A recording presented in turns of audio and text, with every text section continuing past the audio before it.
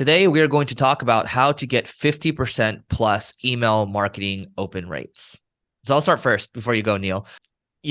We actually started a new newsletter called the Growth Weekly newsletter. And so my newsletter, I think it's about 60, 70, 80,000 people maybe in aggregate, but we started a new one that has like 14 or 15,000 people on it. And it's just a weekly newsletter just saying, oh, these are the latest trends. Here's the newest content that we put out there. I think so far we've hit like we sent a couple 100,000 emails or maybe even close to 1 million now. Neil, I think you've seen stuff like this in the past too. So in this episode, we just want to share with you how we've gotten 50%, but also keep in mind that 50% is not always realistic for the long term. Yeah. When your list is smaller and you're newer, you're going to get higher open rates as you send out more emails. This is going to go down. But there's a few things. The first one, which is really obvious, is if the content you keep sending out sucks, people aren't going to open up your emails. If the content you're sending out is amazing, they're going to look forward to it. You're going to get higher open rates. The next one is the less emails you send out, the better your open rates are versus if you just keep bombarding people like 3, 4, 5 times a week. Then you got scrubbing your list. People keep sending emails to people who don't want it. So scrub your list and get rid of the people who aren't even engaging. The reason this is important is not to boost your open rate from a perception perspective, but it's actually more so for the email platforms. So if you have an email list of 10,000 people and 4,000 of them or 2,000 of them never want to engage, and you keep sending emails to those people on Outlook and Gmail, they'll start putting those emails automatically in the junk box. And then what you'll find is the people who are actually engaging with your emails will also start seeing your emails go into their junk box.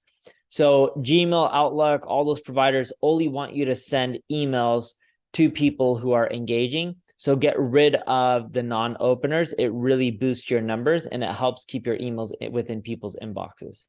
Yep. A couple things from my side. When it comes to having a high email marketing open rate, probably the most important thing when you think about the top creators in the world is creating really good content, right? It seems like a duh statement, but you want to get people to look forward to your next email. Your job with your emails, that's the job of it, right? It's like, oh, it's interesting. It's not every single one you're marketing. And so what you're ideally looking to do is maybe for your kind of value to ask ratio is maybe 4-to-1 or 8-to-1. So for every 4 emails or every 8 emails that you send, most of them are value based. And then you have one that's maybe transactional. And then you can ask for the sale there. And to Neil's point, scrubbing your list, that's important, but also asking people if they want to stay, right? So it's scrubbing in a very in a tasteful way. Make unsubscribing easy as well, and your job is to continually prune. Also, when you're writing your subject lines, you don't have to capitalize every single word and make it look like it just. What I found, Patrick Campbell is actually a good example of this. 𝗖𝗛𝗙𝗢𝗧 actually does as well.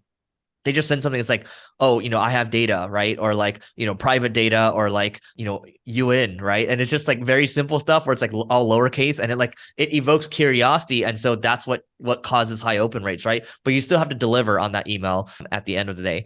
And the final thing I'll say from my side is come off real, right? And what I mean by that is when you're sending an email, don't have it be support at 𝗓𝗏𝗄.com or something, right? You just put your name in there, put your photo in there, make it look like a real person because people like doing business with people. Yeah, follow those tips. Your email rates will get higher, maybe not to 50%, but they'll be much higher than what they are today. All right, so that is it for today. Check out levelingup.com/founders to come hang out with Neil and I in Miami, February 12th to the 14th.